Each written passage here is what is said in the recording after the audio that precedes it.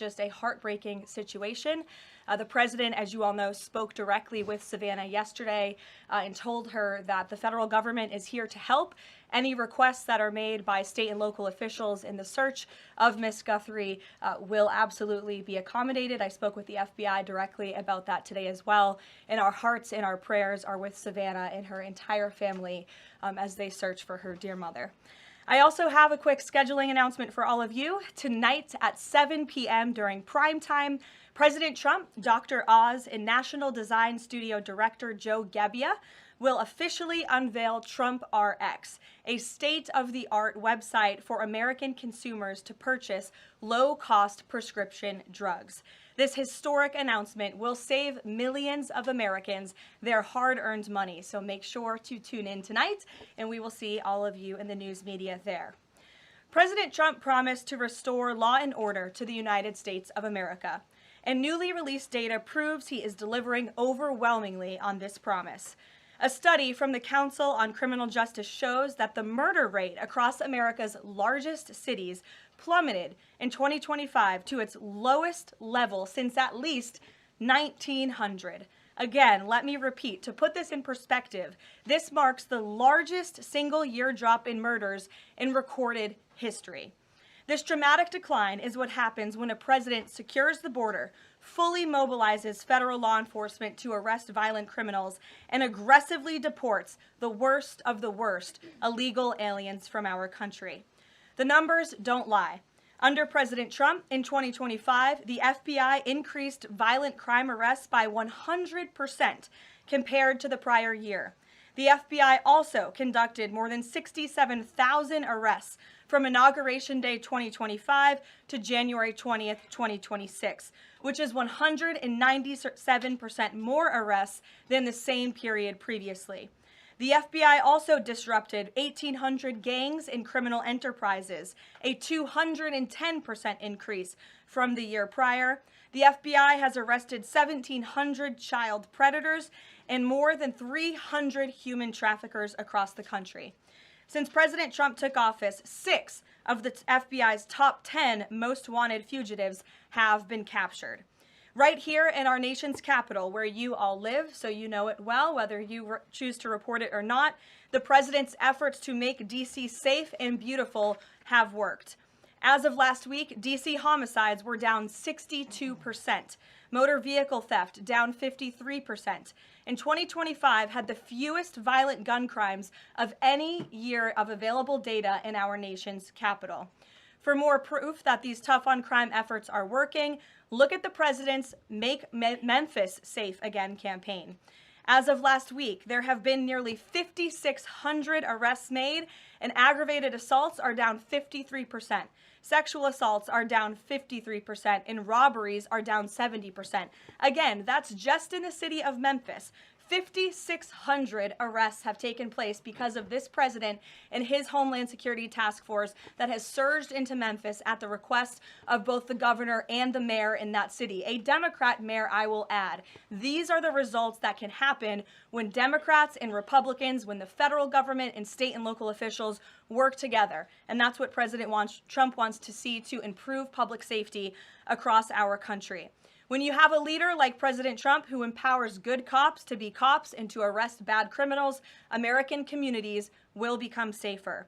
Many of the media outlets in this room have expressed shock and confusion at these remarkable statistics.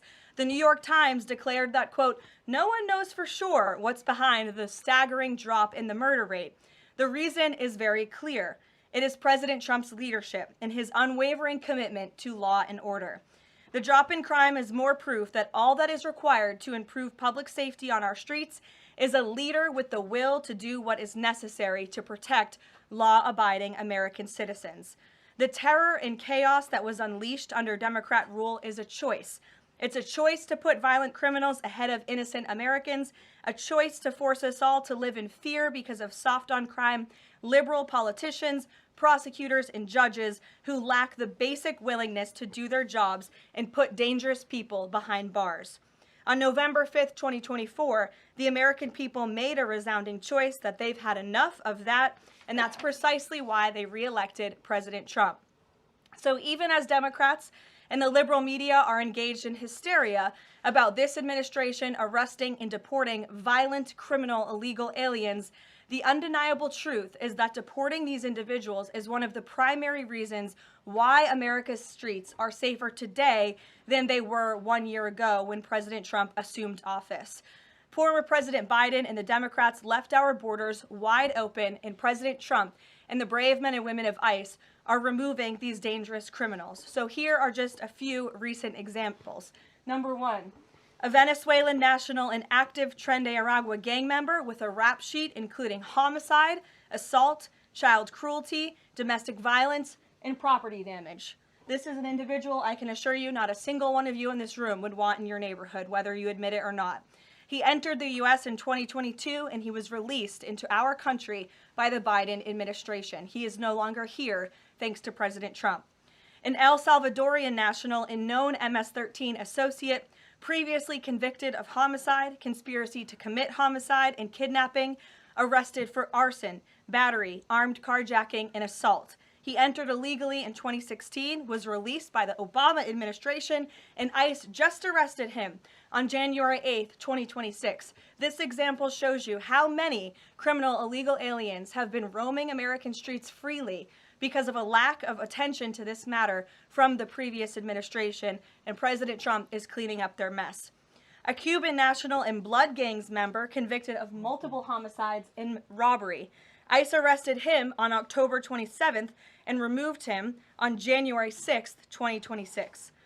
Arresting and deporting these types of illegal criminals is precisely what the American people voted for. And despite desperate recent attempts by Democrats and those in the media to undermine the president's deportation agenda, these efforts are failing. Brand new Harvard-Harris polling shows overwhelming support for President Trump's efforts to protect law-abiding citizens from criminal illegal aliens. Nearly 8 in 10 Americans say criminal illegal aliens should be deported. A solid majority also support deporting all illegal aliens, regardless of additional crimes. And more than 2 in 3 Americans back the Trump administration's common sense requirement that state and local officials cooperate with federal authorities and work to hand over criminal illegal aliens in local jails for swift deportation. Finally, to prevent another invasion of millions of illegal aliens from happening again, President Trump and Secretary Noem delivered the most secure border in American history. 0 illegal aliens were released into our homeland over the past 9 months. This is a truly remarkable achievement. Again, 0 illegal aliens released into the country in 9 months. This is staggering, and it deserves more attention from all of you. Overall, Customs and Border Protection recorded the lowest total encounters in agency history. Daily encounters have fallen by 95%, averaging just 250 apprehensions at the southern border a day. This is compared to over 5,100 daily apprehensions during the Biden years. It's a night and day difference because we finally have a president who enforces the law and lets our law enforcement do their noble jobs of protecting our homeland. When President Trump campaigned on making America safe again, this is exactly what he meant, and the numbers and the results speak for themselves. With that, I will open it up to questions today. We're going to start with Daniel Baldwin from One America News, who is here religiously covering the White House beat every day, so it's good to see you in a chair instead of standing up today. Daniel, thanks for being here, and why don't you kick us off? Thank you, Karoline. It's an honor and a privilege to represent One America News in the new media seat. First question on that DHS funding bill. Funding runs out in the better part of 8 days or so. Democrats, at least verbally, are very dug in. What does the White House believe their end goal is when it comes to this funding fight, when it comes to immigration policy at large? What is their end goal when they're dug in a position like this at this point in time? Well, the president has 2 end goals. One is to obviously keep the government funded and open, and that includes the Department of Homeland Security, which does not just touch upon ICE and Border Patrol, but also FEMA, the United States Coast Guard, the United States Secret Service. These are brave public servants who work to protect our homeland. The president wants these individuals to get paid. Secondly, when it comes to any discussions about immigration policy, the president is never going to waver in his commitment to allow immigration enforcement efforts in this country and to support ICE and Border Patrol and the deportation of illegal alien criminals. I know Senator Schumer and Leader Jeffries sent over a very long list of demands, some of which the administration is willing to discuss. Others don't seem like they are grounded in any common sense, and they are non-starters for this administration, but we're not going to negotiate policy from the podium. I'm going to allow the president to do that, and any final decisions that are made will be made ultimately by him. But rest assured, he is never going to allow law enforcement in the jobs that they do, the important jobs that they do, to be undermined. And secondly, Karoline, the Department of Homeland Security put out a tweet a better part of an hour ago alleging that an illegal alien was involved in a major car wreck in Indiana, killing 4 people, and they allege that the suspect in question came in under the CBP-1 app under the Biden administration and received a commercial driver's license from the state of Pennsylvania. What is the White House's reaction to a situation like this? And what is the White House doing to crack down on cases like this where illegal aliens are obtaining commercial driver's licenses? Yes, this is another abhorrent example of the border crisis over the past 4 years, and it again exemplifies why the administration must continue and will always continue to fully back and support ICE and Border Patrol and law enforcement in their removal of illegal alien criminals from our country. For those who don't know, and all of you should report on it, 4 Americans were tragically killed and lost their lives this week yet again from an illegal alien, an individual who was paroled into the country by the Biden administration using the CBP-1 app, which they created like it was a magic pass for Disneyland. That's not how immigration in this country should work. And this illegal alien from Kyrgyzstan was traveling on an Indiana highway, and he failed to brake for a slowed semi-truck in front of him. He swerved into the lane, and he crashed into a van carrying 15 passengers, and 4 people were killed in that crash. This is another tragedy that could have been prevented if not for the wide open borders from the previous administration. That's why we now have a secure border. That's why this administration will continue to deport illegal aliens from our country. Thank you for being here. Garrett. John, thank you for your comments and your prayers for the Guthrie family. I have 2 questions related to the president's interview with NBC yesterday. Sure. At one point in the interview, the president said that he believes states are accumulating the votes for who wins the election. He says if they, meaning the states, can't do it honestly and can't be done properly and timely, then something else has to happen. What did he mean by that? Is he suggesting that the federal government count votes in elections? What the president is suggesting, and I just spoke to him about this, is that Republicans and Democrats in Congress should pass the Save America Act. This piece of legislation is going to ensure that states are abiding by federal election law by removing non-citizens from their voter rolls. In addition, the Save America Act will require voter ID to vote, and it will require proof of citizenship to register to vote. These are very common sense policies and proposals that 89% of our country agree with. So that's what the president is talking about. Again, I just spoke with him about this, and he's calling on both Republicans and Democrats to send the Save America Act, to pass it into law and to send it to his desk as quickly as possible. To be clear, the SAVE Act doesn't say anything about who counts votes, which has always been a state, a local, a county function.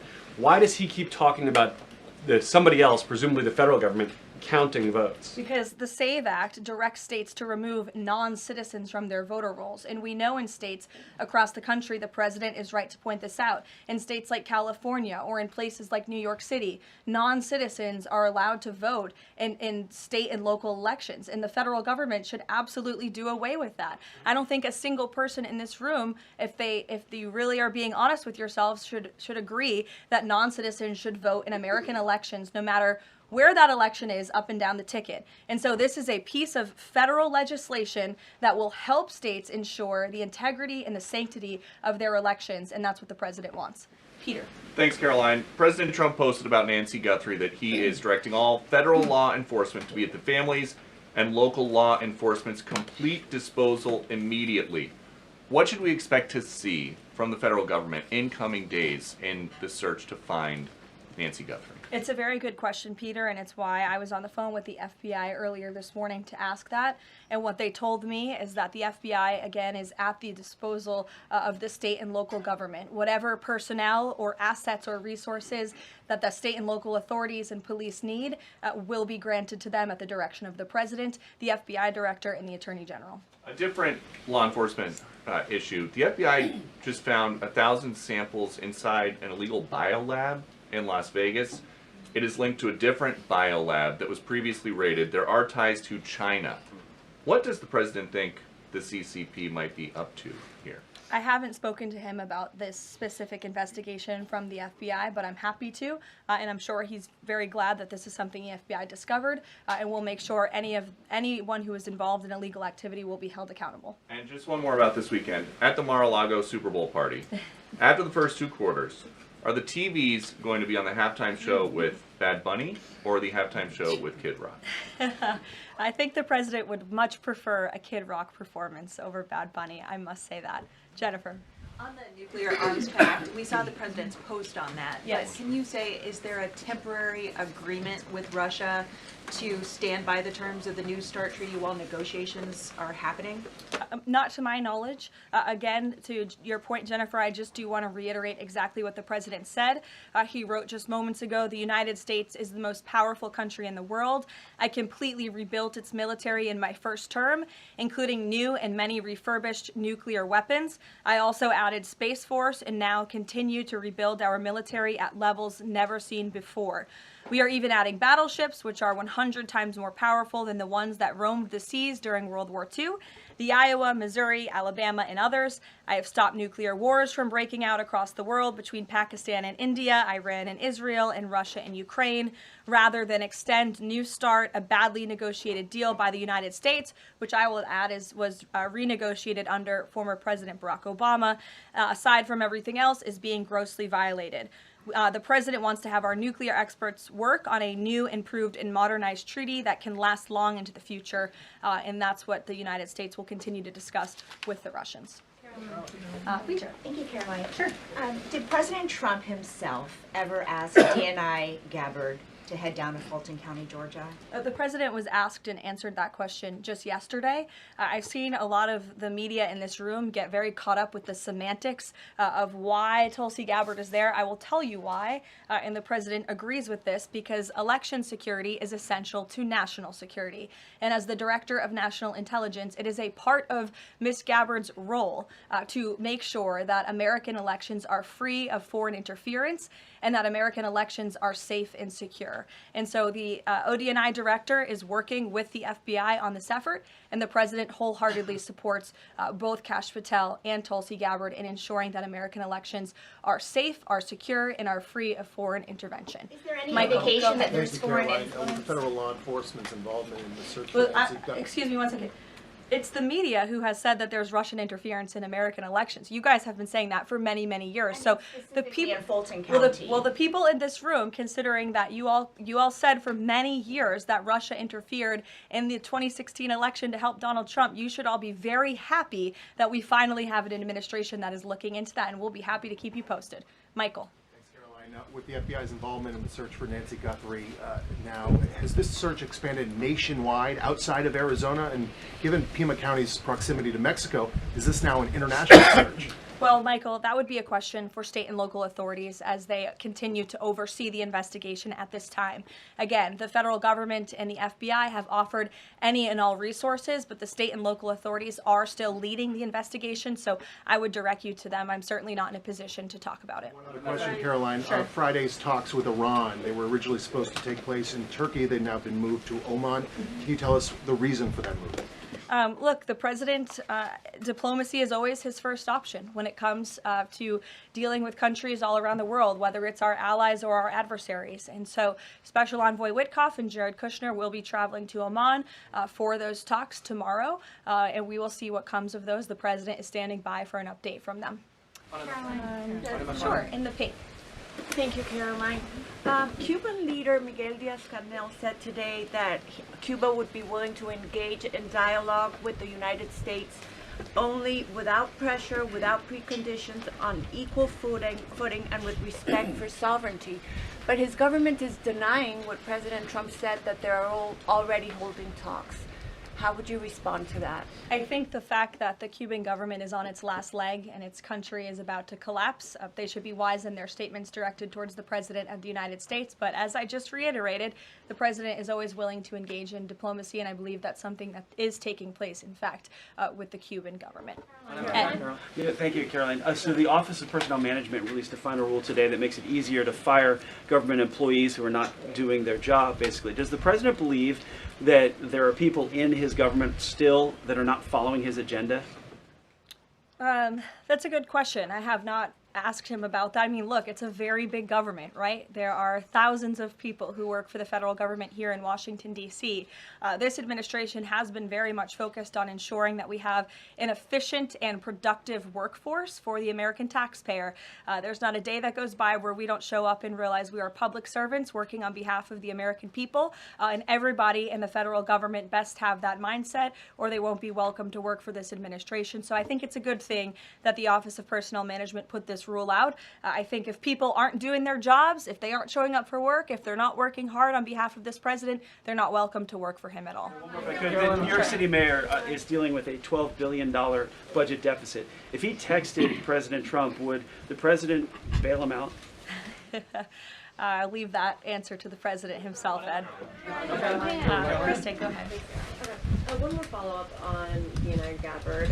You have said that the president supports the fact that she was there, but last night when he was asked about it, he said he didn't know why she was there. He didn't say that he directed her. Can you clarify on that? Did she go by herself and he learned later and supports it? Well, did you look at the full entirety of his response? I was in the room for that NBC interview, Kristen, and he just said exactly what I told you, which is that election security is essential to national security. We need to ensure that our elections are free and are fair and are free of foreign interference. And he spoke about how Ms. Tulsi Gabbard is involved in that effort. So you're taking like the first 3 words that he said to one question and not looking at his entire response. On what you said about foreign interference, you talked about 2016 and Russian interference, but what we've learned from these Georgia officials is what was seized by the FBI were ballots from 2020 in this Fulton County election center. Do you have any evidence that there was international interference in the 2020 election in this election center? What I do have evidence of, and what the media seems to be undermining, is why Tulsi Gabbard is there in the first place. And I would point you again to federal law that clearly assigns the DNI and the office with the statutory responsibility to lead counter intel matters related to election security. This includes assessing risks to election voting systems, software, voter registration databases, and more, and analyzing foreign interference. And the ODNI is responsible for supporting the White House interagency action to secure our elections through intel analysis and vulnerability assessments. And they should be routinely collaborating with agencies like the DHS, the DOJ, and the FBI. So as for that question, it would be better suited to ask the Director of National Intelligence herself in her office. But what I'm telling you is that it is more than appropriate. In fact, it is Tulsi Gabbard's job to ensure that our elections are safe and secure. And that's exactly what she's been doing on the ground in Georgia. And I don't understand why anyone in this room, considering you're all American citizens, I believe, and like to vote in our nation's elections, should have any problem with that whatsoever. Now, Thank you, Caroline. The president said that the administration should take a softer approach on immigration enforcement. He's also suggested for months that some migrant workers should be spared from these raids based on what they're doing. Is the administration going to continue to conduct large worksite raids as it seeks to target violent criminals? And can you clarify, is the federal government going to continue doing these deportation operations in blue cities where authorities say they don't want them? Well, first, again, to the president's answer yesterday, the full context of his answer was that he'd like to see a softer touch, but we are always going to remain tough. That softer touch the president is referring to is that cooperation that is necessary between state and local authorities and federal government authorities to ensure that we can continue deporting illegal aliens from our communities without tons of agents having to go after one illegal alien. If the states and the local governments just turn over their illegal aliens to ICE at jails, as they should be doing, it requires one agent to deport that one illegal alien who can then go on their way to their home country in a peaceful manner. The escalation that we've seen take place in Minnesota is a direct result of the refusal of state and local officials to cooperate with the federal government and with ICE, which has led to these hostile and dangerous environments. And so we don't want that. Again, the president wants direct cooperation, and that's what he was referring to. As for worksite raids, I don't broadcast any future action that may or may not happen from the Department of Homeland Security. But again, the president's focus and the administration's focus is on targeting illegal alien criminals, especially those who have committed heinous crimes in our country, as evidenced by the few illegal aliens that I just shared with you here today. Will ICE and Border Patrol avoid going to other blue cities where the local officials are saying, we won't work with you, we don't want you here? Well, first of all, those local officials should be wanting to work with ICE. Why would any official, whether you're a Democrat or a Republican, want murderers and predators in your city? It makes zero sense. It's an untenable position. The only reason Democrats are taking that position now is because their entire party platform is just anti-Trump. It makes no sense for the American people. They should be calling this White House, they should be calling Secretary Noem, they should be calling Tom Homan, and they should be saying, we want to work with you to remove the worst of the worst criminals from our city. Please come here. So yes, ICE is going to continue to do their job in cities and communities across the country, but it certainly makes it much easier when we have that level of cooperation and corroboration at the state and local level. In places like Florida, where there has been the arrest of thousands, tens of thousands of illegal alien criminals. None of you talk about that, or none of you hear about that, because these operations are going seamlessly and peacefully. Why? Because there is an intimate cooperation between the state government and the federal government, and that's what the president wants to see in all 50 states. And the whites, yes. Hi, thank you, Karoline. Over the weekend, President Trump said that he was giving a serious look at endorsing in the Texas Republican Senate primary. We know that Minnesota and Georgia also have competitive, crowded primaries. Is he giving those races a serious look as well? Well, I'm not allowed to speak from the podium on any future political endorsements the president may or may not make, but I know that he is watching all of these races across the country quite carefully. I won't get ahead of him on any potential endorsements. John. Caroline. Thanks a lot, Caroline. Two questions for you about the continuing resolution that the president signed for the Department of Homeland Security. What would be the repercussions for all of the agencies under DHS if no agreement is reached on funding when that deadline approaches next Friday? Well, there will be grave repercussions for all of those agencies, but more importantly, frankly, for the American people who those agencies serve. And that's exactly what the president and the White House want to avoid. Again, we want to keep the government funded. We want the Department of Homeland Security, of course, to be up and operationalized and continuing as necessary to protect our homeland, to secure our border, to ensure the brave men and women of the United States Coast Guard are getting paid, the brave men and women of the United States Secret Service who protect the president, the vice president, and frankly, all of you in this building every day continue to receive the paychecks that they so well deserve. And so that's why the White House will engage in these talks with Democrats. But again, the president is never going to cave on this administration's core promise to deport illegal aliens from our country. You said, Caroline, in your statement that there are certain proposals that Democrats are putting up that are non-starters. What are some of those non-starters? There are a few, and it's a very good question, but I won't negotiate from the podium. I know the White House will be engaged in direct, serious talks with Democrats on this important matter. Natalie. Thank you. In addition to launching Trump RX tonight, Trump has said that he wants to meet with insurance companies to lower healthcare costs. Do you have any update on when those meetings? Yes, he does want to meet with insurance companies. That meeting will take place. I don't have an update on when it will be on the schedule, but the purpose of that meeting will be to continue to negotiate with these companies to ensure that more money is going back to the American consumer. And you're all going to see that on full display tonight at 7 o'clock with the formal launch of Trump RX. I'm telling you, this is going to be a very cool and unique event, so everybody really should tune in. Can you clarify what the president said on the Diego Garcia deal? He said he didn't like it, now again he says he's for it. He spoke with Prime Minister Starmer directly. He understands Prime Minister Starmer's position. and he supports it. But as the president reiterated in that statement, of course, the United States reserves the right to protect our assets. We still have a military base, of course, on the island of Diego Garcia. And so the president reiterated to the prime minister and to all of you that the United States will never waver, if necessary, in protecting our assets anywhere in the world, but including on Diego Garcia. And he supports the prime minister's decision. Elizabeth. Just on that one, Karoline, can I ask you? Said that he's now seeking. John, I'll go to you after.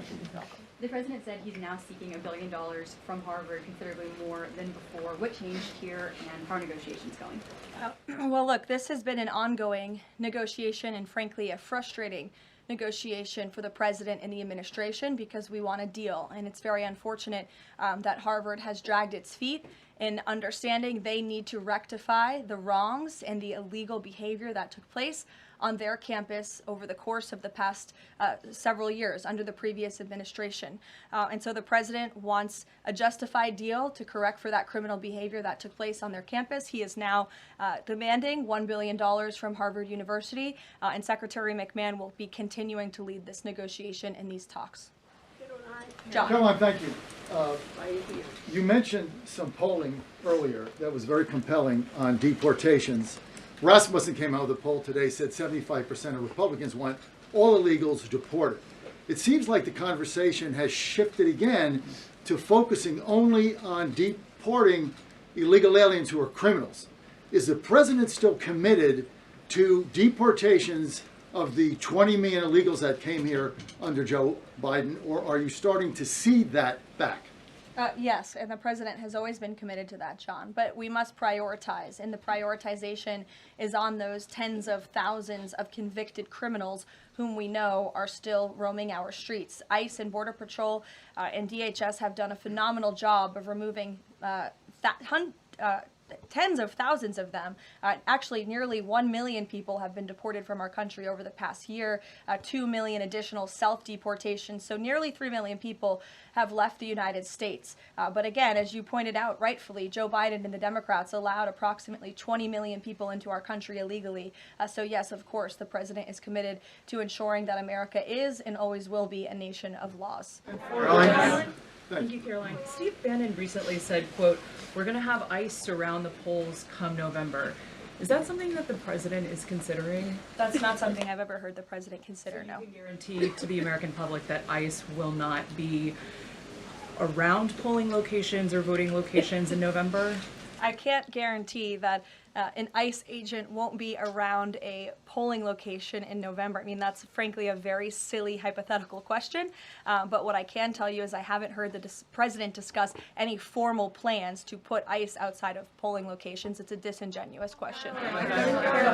Karoline, I had two questions regarding the DHS. The first one is, one of the Democrats' main demands for DHS funding was to demask ICE agents. Is this something that the president is even considering? Again, this is one of the specific points in the letter that went out by Senate Majority Leader Schumer and Hakeem Jeffries. I won't negotiate the individual points from the podium, but it is obviously something the White House will be discussing with lawmakers on Capitol Hill in the coming days. Is the administration concerned that the shakeup that we're seeing of DHS activity in Minneapolis could potentially embolden different obstructionist protesters around the country as they now have a playbook on how to get ICE out of their cities?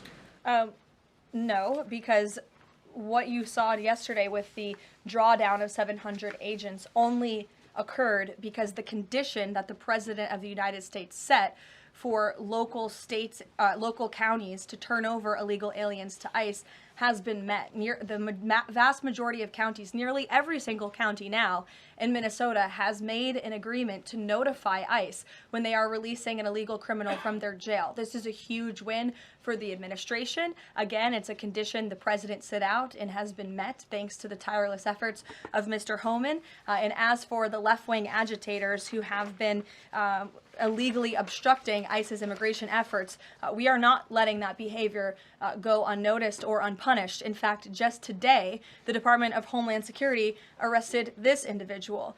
He is a self-proclaimed Antifa member who has been threatening, doxing, harassing ICE He called for the murder of federal law enforcement officers. He encouraged bloodshed in the streets of Minnesota. He proudly acclaimed affiliation with the domestic terrorist organization Antifa. And the Department of Justice, thanks to the great work of HSI and the FBI, was able to locate and arrest this individual today.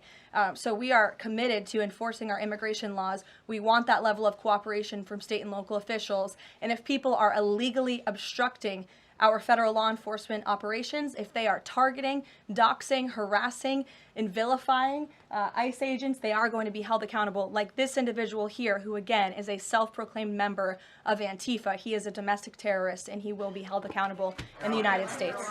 Caroline, just to follow up on Garrett's earlier question, I mean, you've talked a lot about the SAVE Act. I know you spoke with the president about it before you came out here. The president has gone beyond that, though. He's talking about Republicans taking over elections, states are agents of the federal government. So just to be clear, is the president only calling on Congress to pass the SAVE Act, or does he want Republicans to go further than that before the midterm elections? The president is calling on Republicans, again, and Democrats to pass the SAVE Act. I will reiterate, requirement for voter ID to vote. That should be something that no American should oppose. In fact, we know that the vast majority of Americans support it. Requiring proof of citizenship to register to vote, which is not hard to do. We should be able to do that in this country. If you want to register to vote in the United States of America, you have to be a citizen in the United States of America. And this piece of federal legislation will direct states to remove non-citizens from the voter rolls. I just had a conversation with the president about it. John. Thank you, Caroline. I have two questions. Tariffs on South Korea. As you know, President Trump recently mentioned increasing tariffs on South Korea. When will the 25% tariffs increasing on South Korea begin? Secondly, what impact will this have on national security? Sure. I don't have a timeline for you on that, but I will make sure that our trade team here at the White House gets you an answer swiftly and promptly. John. Thank you so much, Caroline. Yesterday, President Trump, in the NBC interview, said that it bothers me that somebody is going after Bill Clinton. That somebody is the House Oversight Chairman, James Comer, a Republican. Why is the president bothered that they're investigating Bill Clinton and his Epstein ties? Look, I think that the president has respect for the former president of the United States, Bill Clinton. He said yesterday himself they've shared a good relationship, and that's what he was reiterating in that NBC interview. Go ahead, Caroline. Can you tell us a little bit about the agenda for tomorrow's talks with the Iranians? What will be the focus of the discussions? Diplomacy moving forward. The president has obviously been quite clear in his demands of the Iranian regime. Zero nuclear capability is something he's been very explicit about, and he wants to see if a deal can be struck. And while these negotiations are taking place, I would remind the Iranian regime that the president has many options at his disposal, aside from diplomacy, as the commander-in-chief of the most powerful military in the history of the world. Washington Examiner, go ahead. Lynchburg County, Virginia, their local law enforcement is defying the blue government's demand that they no longer cooperate with ICE. There's a lot of red counties that are thumbing their nose at the blue government, blue states leadership, telling them not to cooperate with ICE. Will this administration support those counties in any way? Support them either through legal help or? Absolutely. And if there is a county in this country, whether it's red or blue, that seeks to cooperate with the federal government to remove violent, illegal criminal aliens from their communities, this administration is here to help. You've heard the calls from the president himself on asking Democrats and Republicans across the country to call on the Trump administration to work with them, not against them, in the matter of public safety and securing our homeland. Thank you all very much. You'll hear directly from the president tonight at 7 o'clock, and I hope everybody has a good weekend. Happy Super Bowl weekend. The president has wisely chosen not to make a prediction in Sunday night's game, but as a native girl from New Hampshire, go Patriots. Thank you, guys.